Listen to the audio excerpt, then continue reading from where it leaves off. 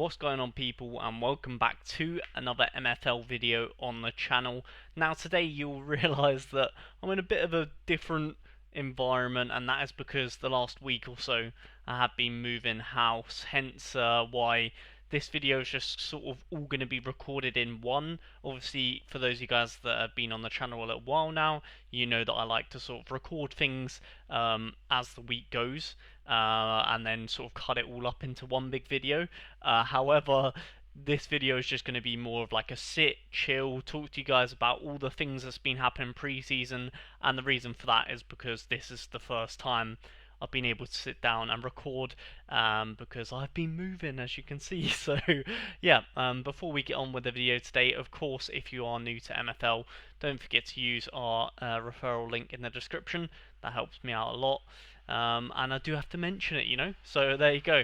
Anyway, moving things on then. So now, where are we at? So I can't even, I'll be honest, so much has happened in my life, I can't even remember where. Oh yeah, the last thing we uploaded, I was trying to remember what we uploaded last on this channel, and it was me opening up my common packs on the drop day, and pretty much since from then onwards has all just been preparation, of course, for next season. So I just wanted to chill, talk to you guys about tactics mainly, and where all the players are at. You know, some of the players that you've seen me pack in the common pack video, where have they gone?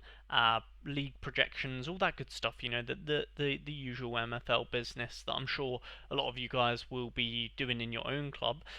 So kicking things off, then I wanted to talk about the tactics. So I'm going to remove that, and this is our main squad going into next season. Now I can't remember where we was at last time in terms of like who was where in the clubs and stuff, but one thing is for sure, we did not have Mr. Casper Van Wyk in any squads last video, because as you guys saw, I actually packed him in the last video, and he's a 46 right mid.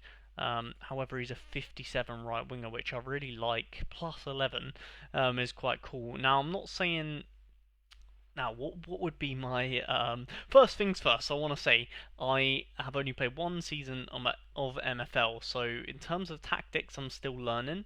I have asked a few different people their advice, their opinions. So a lot of what I am going to say in this video is actually down to the community helping me out, and alongside, like pretty much what I want to say is if you're looking at your squad and it's different to mine, don't think that mine is right. It's just what I'm doing, and I'll let you know guys know how we got on, obviously as the videos go on. So pretty much, generally speaking, before I get into this, I will be changing my formations quite a lot, and I've built all of my teams to be very versatile, so that we can pretty much play multiple different formations.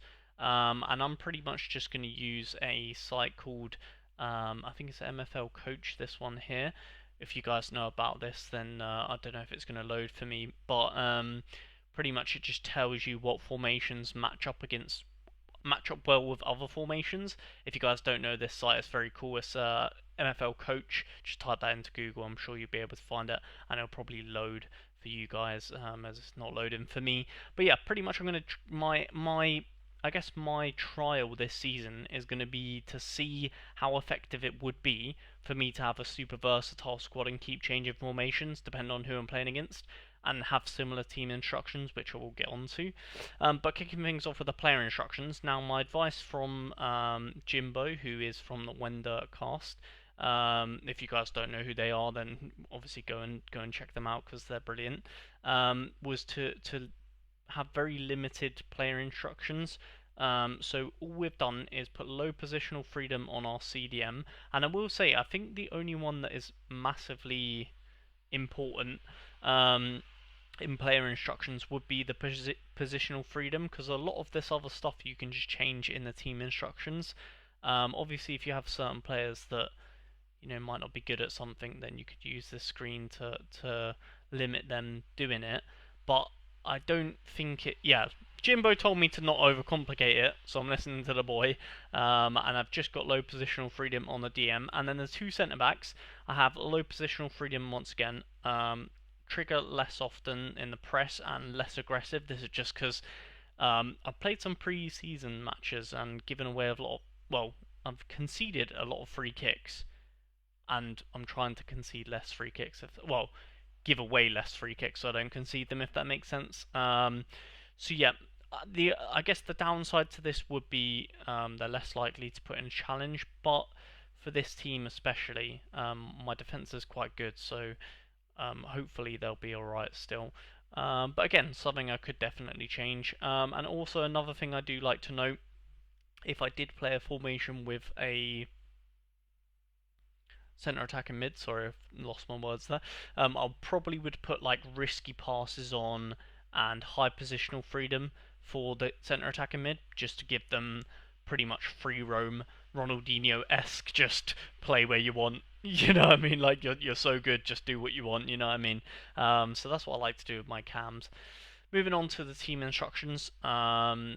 Yeah, pretty much. Again, like I said, this could be wrong, but this is what I have. Now I did have in season one, or my season one, should I say, quite a high attacking width. However, something that John, again a good friend of the channel, pointed out to me is that if my depth is this low, and my compactness, to be fair, it's mainly compactness, to be honest. Actually, if I want my team to be tight and compact, but when they're attacking to be really wide, pretty much in transition, I'm going to get just destroyed, right? Because I'm going to go from wide. If the ball turns over quickly, then I'm not going to be as compact. You know what I mean? So, going to be quite easy to thread through the lines, which I think was a good shout from him. So I've gone to a slightly more balanced attack and width, and to be honest, I think balance makes a lot of sense for attack and width. And then to be honest, I think direct is quite good especially if you have good passers. I've just gone balanced though, but I think direct could be definitely a good shout if you guys have like really good passers in the team. I'm not bothering to prioritize a flank because I personally don't like. Well, I know this might not be an actual factor in MFL, but in real life, if you just prioritize one flank, you just become too predictable by the end of the game. So, yeah, I'll forever probably keep that unbalanced personally, unless you had just like a terribly bad right side and an unbelievable left side. Long shots I've kept on balance, but to be honest, I would be tempted to take less long shots, but I think this is good, and this is something I need to experiment with my reserves. But I think this is a good one to have on take more long shots if you have a team that is like, say you're projected quite low and you don't get many shots. Taking long shots might be a good one because then you're just encouraging them to shoot at it, like whenever they can, just shoot. So if your team is maybe an underdog team, maybe that's a good one to go for. I've just gone balance here. Crossing is, again, I've seen a lot of people use cross more often. I've not gone with that, and again, purely based on logic because my striker is 5'11 and most centre backs are going to be taller than that. So I've not I've kind of went in the middle there. Not less often, not more often, but yeah. Again, just use logic with this one. I think, guys, if you have a small striker, cross less often. If you have a really tall one, then probably cross more. And then I've gone with dribble more often, and this is because in this example that I'm using, I have wingers, and if you have wingers, you would assume that they're good at dribbling. So you can see here, one of my wingers has 70, so you just want to encourage them to do that more often and run at the defence and use a bit of their creative flair and impact the game hopefully in a positive way. And then out of possession, fairly explanatory. I did have it quite very high actually at the start of the last season, but I don't really feel like high team depth is that beneficial on MFL personally, or I'm yet to experience having a good time with a high line, so I've just kept it pretty low. I know people have actually had it lower than this, but yeah, I've gone again quite tight at the back. That's pretty self-explanatory. Just want to cover the central areas of the field, and then the press. I put it quite balanced because again you don't want to go more often when your line is this low because then people step out of position and then get, runs in behind and things like that. Aggressiveness I put on more aggressive, but obviously my centre backs won't be too aggressive. But everywhere else is okay, and that's mainly again, like I said, I don't mind giving a free kick away at the halfway line, but I don't want it to be at the edge of my box. So that's kind of what I'm hoping will work out there, but we'll see. And then I've got play out of the defence because my centre backs are very good, as you can see, especially for Spark. So, oh, sick. I don't know if you guys can hear that, but that's someone just for some reason just beeping all the way down the road, and my window is open. So sorry if you could hear that. Distracted me. What was I saying? Sorry. My centre backs are very good for Spark, so hence why I decided to play out of the defence. And of course, if you guys are more of an underdog team, you probably want to not mess around with it at the back, so maybe clear the ball more often. And again, like I said, I'll touch upon this with all of our teams. So this is the main team, and like I said, just set up to be very versatile and probably change formation a lot. Moving on to the second team, you can see there's a lot of change here, and this is the example, like I said, with the risky and high positional freedom in the centre attack and mid. A lot of loans here, most of them from good friend of the channel, Midgecall or Mike. And again, similar vibe. I've got the armband on the centre back here because I think it'll be more important to be defensively sound for this team, as we'll get onto the projections later. But essentially, the first team, well, you can see this from all tactical perspectives actually, because the first team ideally is set up to push for playoffs. Second team is set up to maintain their spot in the division. And the third team, as you can see here, are win a game of football. You know what I mean? So it's literally all ends of the spectrum. Now, I will sort of show you guys, they're not necessarily set up to do that right now, but I'm going to be showing you guys what I'm going to change in the season as it goes on. So this team, to be honest, again, I've got exactly the same team instructions, but like I said, from opponent to opponent, this will change, and I'm trying to show you guys what I might change as the games go on, if that makes sense. So, like for example, this one, I'm obviously like say for example, I play where is he? Paz, 6'5" striker. I'm gonna put cross more often. You know what I mean? So hopefully you guys are sort of you can adapt what I'm like. Let's just say you're completely no idea what you're doing. Hopefully you can maybe take what I'm doing and adapt it to your football, and hopefully it will work. But yeah, so I pretty much this is essentially the default, and then you will change it depending on what formation you're playing, what players you're playing, and that sort of stuff. So yeah, this team is just like I said. I've got a lot of loans in here, and they're just aiming to be mid-table and maybe go on a cup run or something cool like that, similar to last season. If you guys did watch our videos last season, I would say it's around about. It may be a tiny bit better than the team last season, but of course, ice is going to be a bit more difficult this season. So hopefully, it just balances out the same, and we finish in the same position as we did last season. Moving on to the final team, which is just win any like pretty much progression center. It's just a win whatever you can type of team. And yeah, like I said, same thing, except the only difference here is that I have got clear the ball more often. Like I said, with the other team, I think that's the only default that I would change. With that being said, I do need to check my centre backs because I don't know if I have. Oh yeah, sorry, I haven't. Yeah, same thing on the centre back. Sorry, yeah. But yeah, essentially, I mean, yeah, logic would tell you to not play out from defence if your team is looking like this. You know what I mean? So yeah, moving on to the projections. Then I guess I don't know if that. Hopefully, my tactical explanation there helps someone. I don't really know how else more I can explain it. Pretty much, I'm going to change the formation depending on who I'm playing against. And then I will change the team instructions depending on who is playing Player instructions I'm not really going to touch. I'm just going to sort of keep it how I've essentially got them now, pretty much. So yeah, and then set pieces, I think is pretty straightforward. Pretty much direct free kicks. You just want to have all your good shooters, and then indirect. Obviously, you want to have all your good passers, and then same for corners. You want all your good passers. Penalties, you want all your good shooters. I do recommend just putting all 5 in because, say if you rotate the team or whatever, it's just going to take your best guy, right? So, yeah, just put all 5 in. Why not? If you've got the time.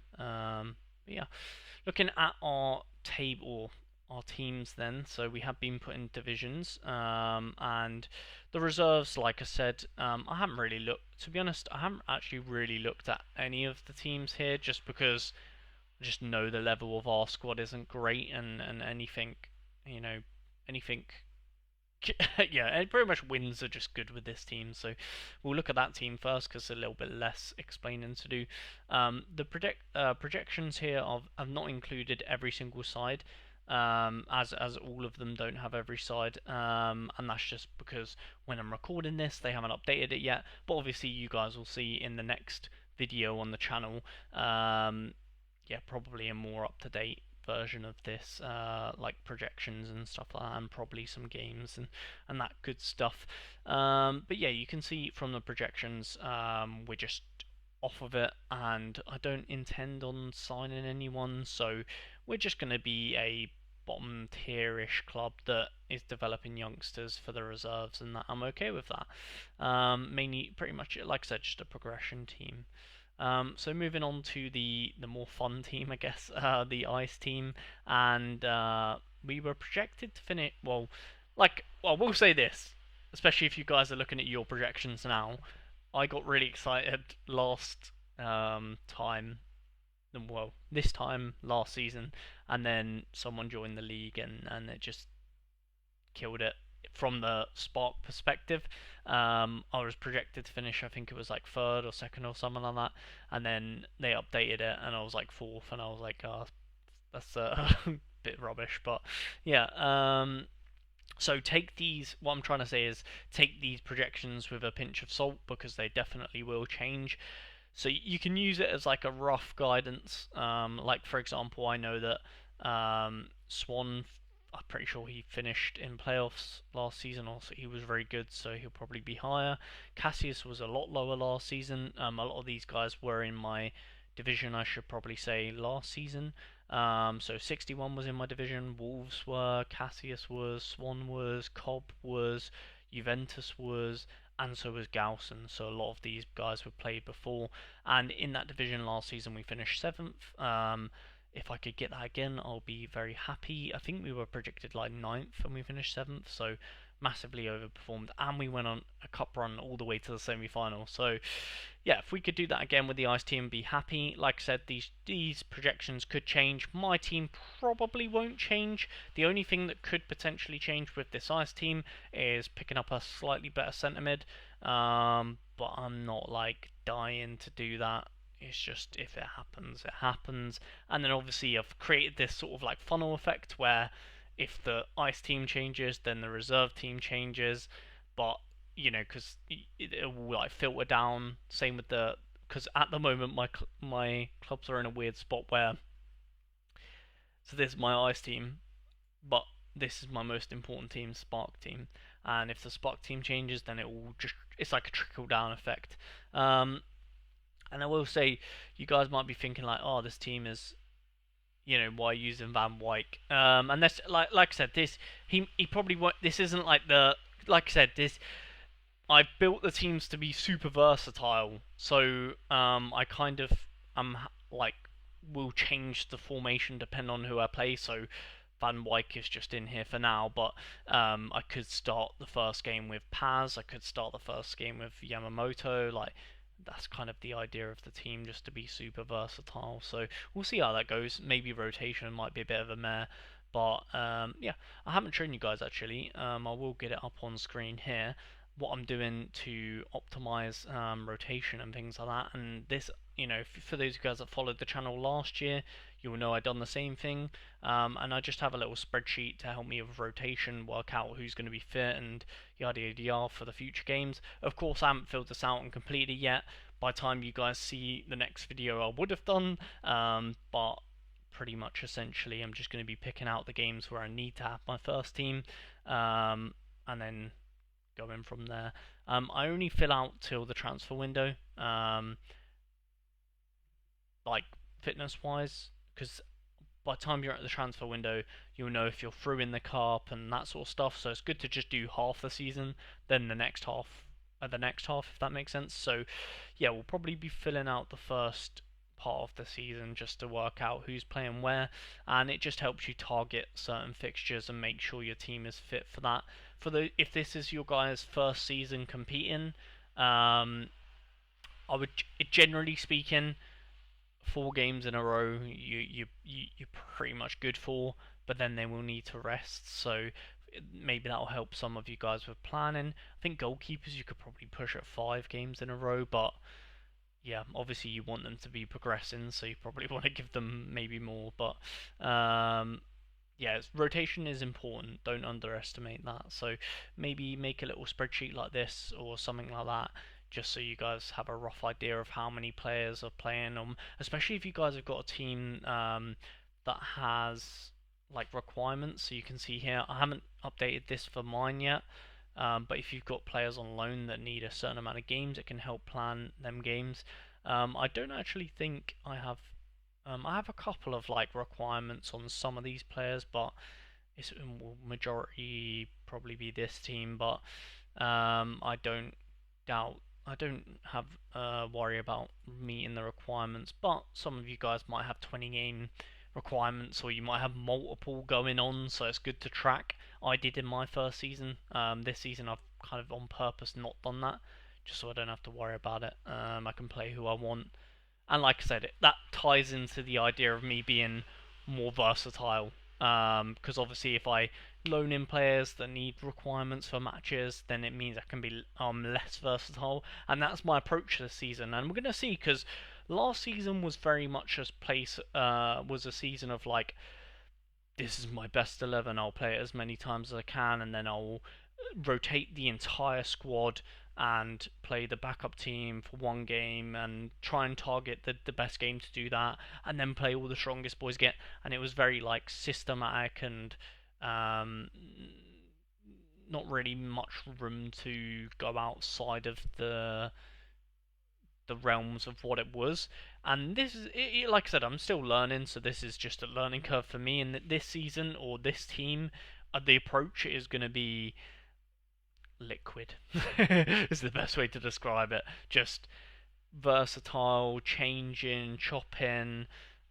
Players coming in and out of the team depending on performance and all that sort of stuff. I will say as well, for those of you guys that are super into like training, progression merchants, should I say? I know this team is cooked for progression, and I think that's just part of competing in Spark right now. And Ice, to be fair, is just you're gonna kill some progression. Like I know that Fullerich, or however you pronounce his name here. I think he's gonna get like an 80%. No, it roughly was about an 80% like XP hit or something. And to be honest with you guys, he's 28, so I've tactically, he's coming to the end of his career. So the boys that are in here, that again, I think he's having a 90%. He's 27, so pretty much the players that are like getting on a bit, I've thrown them in here. And then obviously the ice team will be fine for progression. We have our man that we got as a referral. I decided to use him. I think Mike told me. I think I was chilling in Mike with a Discord, Mitchell, and he was like, "Yeah, just because I was trying to find a loan for him," and he was like, "Bro, just use him." So I thought, you know what, let's use the youngster. He was on loan last season in Stone, didn't get any progression, so might as well get no progression in my ice team and help me stay in the division effectively. If we do use Ramberg and do get relegated at the same time, it'll be a little bit of a tough one. But I'm hoping that because we've got loaned in some really good uncommons and we're using some of our top dogs in the agency, I'm hoping that will give us the edge that we need to remain in ice. And if this team can also get in ice, that means we're going to have two ice teams for next season, which will be fantastic. I'm hoping this team is enough. It's it's pretty stacked. So yeah, we'll see how the season goes. Of course, you guys will be seeing it next week if you come back and watch the video. With that being said, if you guys did enjoy this sort of like little, I guess, dissecting my brain, like I've been doing this for a little bit now on this channel, just sort of pressing record and just saying my thoughts and feelings, more kind of like almost like podcasty esque, just going for it, talking about MFL. And today I've been just sitting on here and yeah, essentially just proper trying to work things out. Will mention I have entered the Wender Cup, but I was, like I said at the start of the video, was like moving and stuff, so we did lose these two games, but I was not prepared or ready, if you know what I mean. So I'm not really too bothered about them two. And also, I believe the Wender Cup is getting like reset as well, so it's kind of a gift and a gift that is getting reset, because then we can actually be ready for the restart or whatever. So that's always good. And then the academy is in the other Wender Cup one, but on my team is not even close to the 800 cap, so we will probably lose every game. But I just thought, why not? Better to participate and do something. If I could enter two teams in the cap 700, that would have been good, because this team is would have been decent for it as well. But you can only enter one team into cap 700, so we've gone cap 700 for the main team, the team that I care about the results and stuff. So we'll actually be yeah, hopefully, because it's going to be reset, we'll actually have a bit more of an idea. And of course, you guys will see in the next video probably pre-season, couple of games and stuff like that. So yeah, if you guys did enjoy the video today, please remember to leave a like, subscribe if you're new, and we'll see you next week with more MFL.